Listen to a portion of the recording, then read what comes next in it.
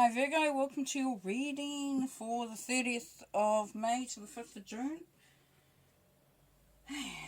Very exciting, very exciting. Okay, it won't resonate with everybody, so if you want to book a reading and we can go deeper and see some more, get some more messages from Spirit, you can go to my website at theclearingheart.co.nz. Get in contact with me, I'd love to hear from you. The energy is really amping up as far as the heart energy goes, Virgo, so if any of you are feeling a little bit like you've been emotionally all over the shop, then that will be part of the reason.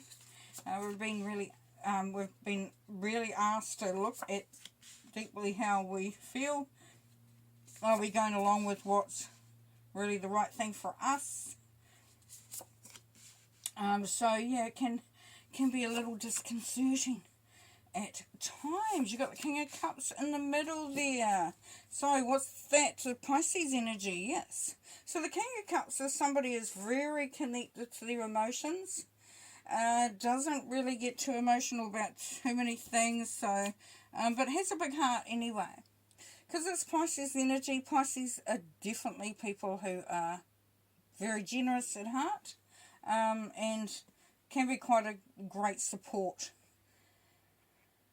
If you're needing to have that happening for you. Now you've got the King of Wands up there, so you've got Sagittarius energy, so you've got a couple of kings sitting there. Couple of kings. So the King of Wands is the creator. He's the one who has a firm sense of power, a firm sense of direction, a firm sense of what is needing to be done.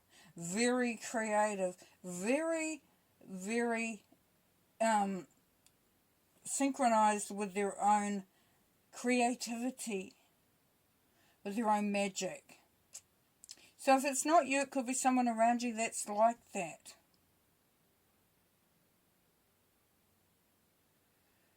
Yeah. Alrighty. Seven of Swords up here, Virgo. Somebody's been a bit of a pain. Somebody's stirring up trouble, or a situation is causing you a bit of grief. But it's not enough to be really, traumatic or anything like that. You can see that he's left some birds on those swords. He's taken a couple of swords and he's caged a bird. So he's really breaking up the flock, the group, and it's really just to be annoying, because they're going to come in and sort of, if it was a real job, then he would come in and take everything.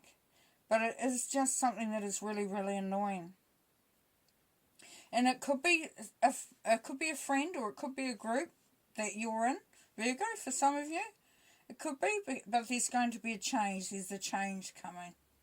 So for some of you, you may find that your lineup of your friends changes. Potentially, you may find that a friendship may look to be either to end, or it goes through a big change, because we've got the Tower there. So for some of you, there's friendships or a group that you're with, and there's going to be some changes coming through there, definitely. Now the Seven of Swords and the King of Wands and the Star. So the Star is about healing. It's about healing, it's about magic, it's about wishes, and, wishing on a star. So you're going to find, for some of you, that even though things have been bugging you, even though things have been annoying and may have really sort of tried to disrupt what's going on, you've stood your ground. You've enabled yourself to go back into that power seat, to get back into that full feeling of expansion. And it's allowed you to continue on your goal to succeed. This wish fulfillment coming up here with the Star, the healing process that goes with it. So I know for some you've found a renewed sense of self and the power that you have. You know, with the Three of Cups and the celebration with friends, we've got the King of Cups. So you've got some really cool support systems around you. Somebody that you can rely on. Somebody has a big heart. But this is the devil here. Capricorn energy. Don't get caught up in old habits, Virgo. Don't get caught up in, doing the same thing all the same time but wanting differently, because if you do the same thing, you get the same results. There are some of you that are addicted to a person. As I said, that may change. And it doesn't have to be dramatic change like, oh, I'm not going to have anything more to do with you. It could be that you just really approach it from a different angle. That you realign it so that it's more in keeping and more beneficial for self. That's coming through very strongly this time around. Because you'd be damned if you're going to be sort of tripped up all the time by this nuisance. It's something that just gets in the way. Now, down here with the Tower, as I said, pulling down to rebuild. In the Six of Swords, going to allow you to move into a much more balanced emotional state. And with the Six of Cups, that's the reconnecting with the past. Looking back at, say, when you were a child, thinking about how great things used to be. You could also be sort of coming, reuniting with someone from the past as well. And it's sort of like, for some, you've just been around too long to be putting up with any BS. You've done your journey, you're not done it, but you've lived a life, and really, things used to be so simple, and can be again. And can be again. Now I'm going to take that card because it jumped out at me. Yes. Judgment, putting the past to rest. So this to me is the accountability card. You're accountable now. You've got an option to do and change and do what you need to do. You've been called to really make a difference in this situation. I'm going to actually put that down there with the Six of Cups, because it's about releasing the past. Okay, Seven of Swords, please. Yeah, your own power. We're getting this one a lot. Two of Wands. So you're carving out your niche. You're carving out your path. You're taking back your power. So whatever it is that's getting in your way, that's that real niggle and real nuisance. Yeah. Then you got the Three of Cups. Pause and observation. Yes, so this is the Wounded Warrior, and sometimes called the Regret card.